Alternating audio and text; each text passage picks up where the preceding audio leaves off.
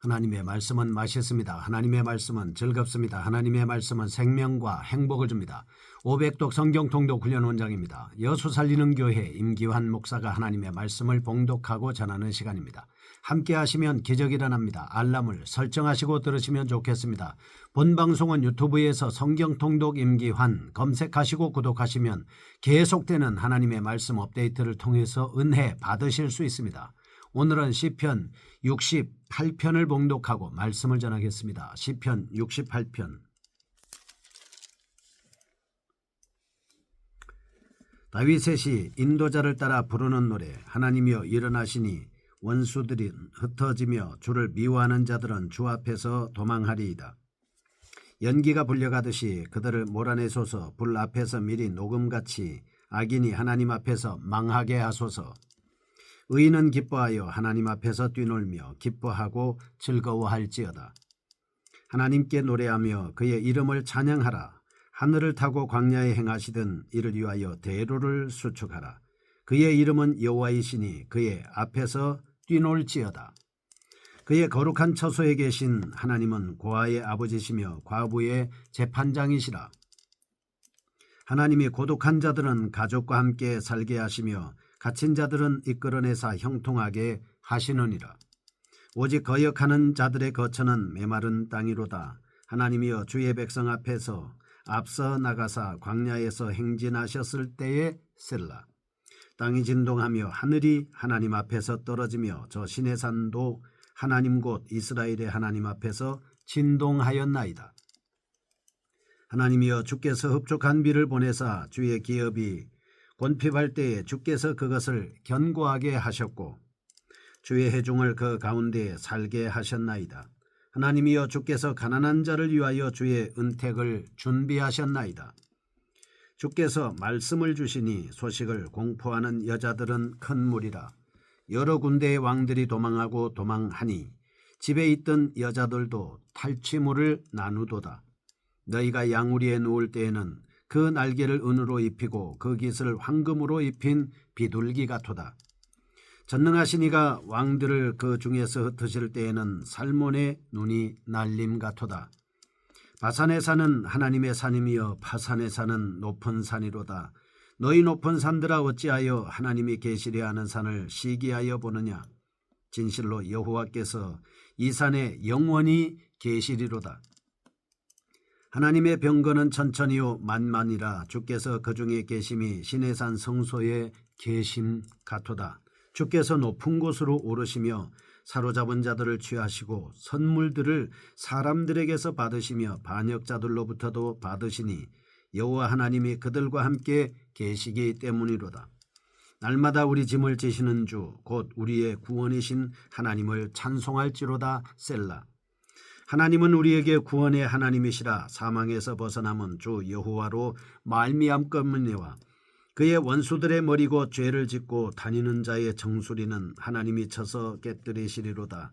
주께서 말씀하시기를 내가 그들을 바산에서 돌아오게 하며 바다 깊은 곳에서 도로 나오게 하고 내가 그들을 심히 치고 그들의 피에 내 발을 잠그게 하며 내 집의 개의 혀로 내 원수들에게서 제 분깃을 얻게 하리라 하시도다. 하나님이여 그들이 주께서 행차하심을 보았으니 곧 나의 하나님 나의 왕이 성소로 행차하시는 것이라. 소고치는 처녀들 중에서 노래 부르는 자들은 앞서고 악기를 연주하는 자들은 뒤따르나이다. 이스라엘의 근원에서 나온 너희여 대회 중에 하나님 곧 주를 송축할지어다. 거기에는 그들을 주관하는 작은 베냐민과 유다의 고관과 그들의 무리와 스불론의 고관과 납달리 고관이 있도다. 네 하나님이 너의 힘을 명령하셨도다. 하나님이여 우리를 위하여 행하신 것을 견고하게 하소서. 예루살렘에 있는 주의 전을 위하여 왕들이 주께 예물을 드리리이다. 갈밭의 들짐승과 수소의 무리와 만민의 송아지를 꾸짖으시고 은조각을 발 아래에 밟으소서. 그가 전쟁을 즐기는 백성을 흩으셨도다. 고관들은 애굽에서 나오고 구수인은 하나님을 향하여 그 손을 신속히 들리로다. 땅의 왕국들아 하나님께 노래하고 주께 찬송할지어다. 셀라. 옛적 하늘들의 하늘을 타신 자에게 찬송하라. 주께서 그 소리를 내시니 웅장한 소리로다. 너희는 하나님께 능력을 돌릴지어다. 그의 위엄이 이스라엘 위에 있고 그의 능력이 구름 속에 있도다.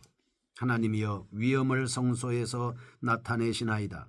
이스라엘의 하나님은 그의 백성에게 힘과 능력을 주시나니 하나님을 찬송할지어다. 아멘. 시편 68편은 승리케 하시는 하나님이십니다.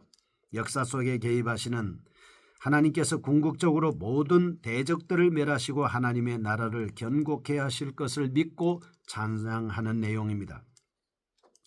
1절에서 3절, 28절에서 31절은 기도, 4절에서 6절, 19절에서 20절, 32절에서 35절은 찬양, 7절에서 10절, 15절에서 18절은 감사, 22절과 23절은 신탁 등 여러 가지 요소가 포함되어 있습니다.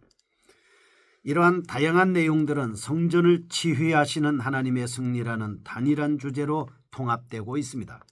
시인은 바로 이러한 하나님의 적극적인 개입과 그로 인한 필연적인 승리를 감사 찬양하고 있는 것입니다.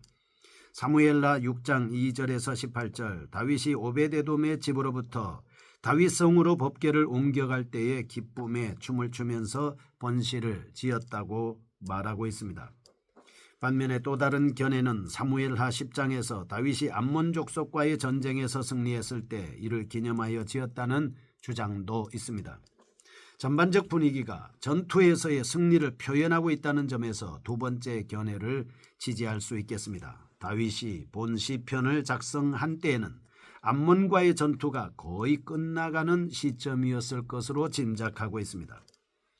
다윗과 요압의 군대는 암몬에 대해서 결정적인 승리를 얻었습니다. 비록 암몬이 아람의 용병과 함께 이스라엘을 대적했지만 그들은 다윗의 군대에 의하여 참패를 당하고 말았습니다. 사실 이 전투는 암몬의 반란에 의해 발발했습니다. 사무엘하 10장 4절.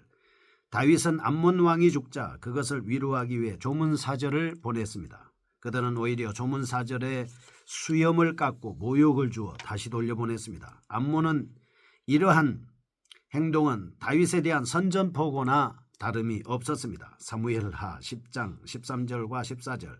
다윗은 이에 따라 요압과 아비새를 시켜 그들을 무찔렀고 그들의 용병인 아람 군대에 대해서도 그렇게 했습니다. 사무엘하 10장 15절에서 19절. 다윗은 새로이 증파된 아람 군대가 요단을 건너 쳐들어오자 직접 나서서 그들을 완패시켰습니다. 이제 암몬의 산발적인 저항이 있기는 했지만 다윗의 승리는 확정적이었습니다. 바로 이와 같은 시점에서 다윗은 이 세상에서 여전히 하나님께 대적하고 있는 모든 원수들도 결국 멸절하게 되리라는 사실을 확신하면서 찬양을 올리고 있습니다. 이러한 시편을 통해서 첫째, 지금도 하나님을 대적하는 악인들의 준동은 끊임없이 일어나고 있습니다. 둘째, 성도들은 악의 세력이 제거되기를 바라는 간절한 염원 속에서 살아가고 있습니다. 셋째, 하나님의 나라는 악한 세력에 대한 하나님의 완전한 승리로 도래케 된다는 점을 믿어야 합니다. 감사와 경배의 시면서 전쟁의 노래 혹은 승리의 찬양의 시로도 불리는 본시편 1절에서 6절, 악인들을 멸망시키는 하나님께 대한 찬양, 7절에서 27절, 광야에서 가나안 정복 시에 이스라엘에게 베푸신 하나님의 은혜와 능력, 28절에서 35절, 미래의 영광스러운 승리에 대한 예언적 선포로 구성되어 있습니다. 1절에서 6절입니다. 하나님의 승리에 대한 찬양입니다. 1절과 2절, 악인의 멸절을 간구하는 기도입니다. 3절과 4절, 하나님을 찬양할 것을 권고하는 내용입니다. 5절과 6절, 하나님의 성품에 대한 묘사로 구성되어 있습니다. 다윗은 하나님의 공의와 공의의 시행 결과에 따른 두 부류의 인간의 대조적인 결말을 보여주고자 하고 있습니다. 물론 하나님께서는 여러 가지 다양한 성품이나 속성들을 가지고 계십니다. 그러나 여기서 다윗은 특히 하나님의 공의로우심에 대해서 말합니다.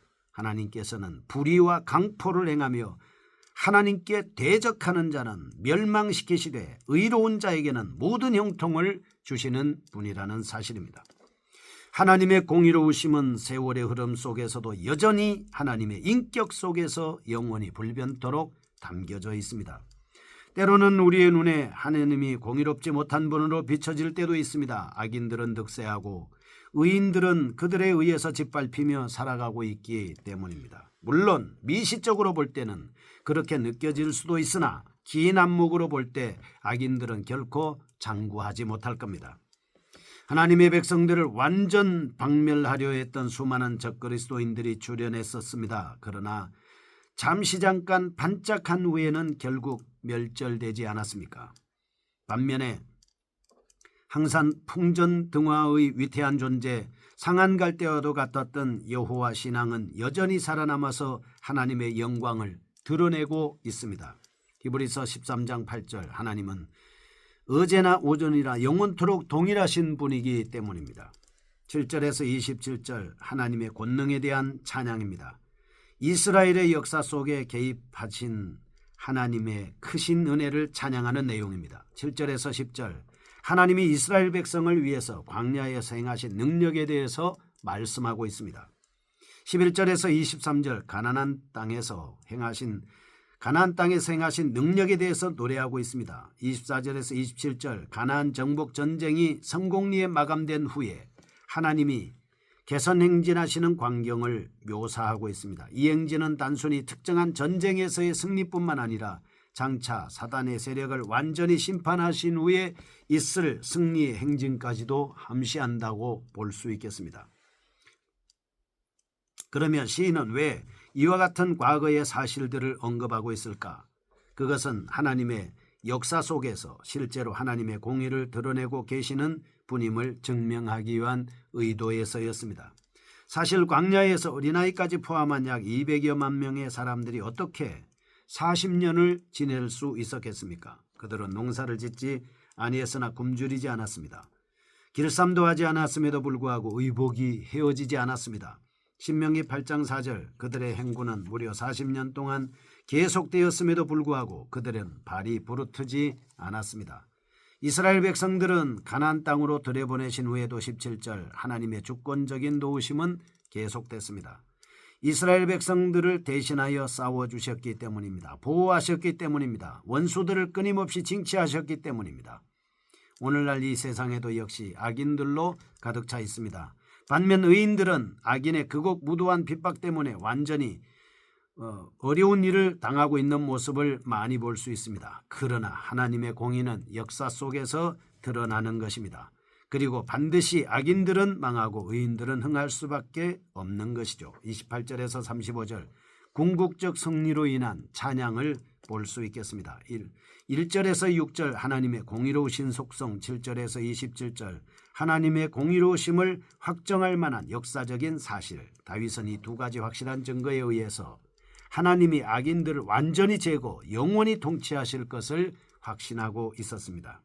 하나님의 공의로움은 언제나 확실히 완벽하게 드러나느냐?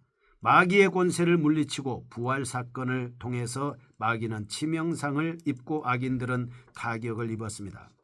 계시록 21장 5절, 그때는 모든 악인과 악에 속한 모든 사물까지도 세상에서 제거됩니다. 만물이 새롭게 된 세상에는 의와 평강과 희락이 충만하게 될 것입니다. 현재 원망과 고통을 겪고 있습니까? 우리가 지금 당하는 고통은 악한 세력과 그로 말미암은 구조적 모순 때문이 아닐까요? 베드로전서 5장 8절, 지금도 주변에는 사단의 세력이 있습니다. 그러나 하나님께서는 공의의 입각에서 머지않아 악한 세력을 이 세상에서 완전히 쓸어버릴 것이기 때문에 염려하지 마셔도 됩니다. 따라서 우리는 참고 기다리고 기도해야 합니다. 반드시 승리할 수 있습니다. 첫째, 히브리서 12장 8절 9절, 그리스도인은 현재적 조건이나 상황보다는 미래에 대한 소망의 삶의 동기가 있어야 한다. 둘째, 히브리서 11장 1절, 미래에 대한 소망을 현재적인 복으로 여기게 하는 것은 믿음입니다. 셋째, 데살로니가 3장 6절에서 8절, 그런 믿음에 투철한 사람일수록 현재적인 삶에 충실하고 극한의 환난도 승리할 수 있습니다. 믿음으로 승리하게 하여 주옵소서. 예수님의 이름으로 기도합니다. 아멘. 여수 살리는 교회 임기환 목사였습니다. 지금 극동방송을 듣게 하세요. 기적이 일어납니다. 우리는 지금 생명을 전하고 있습니다.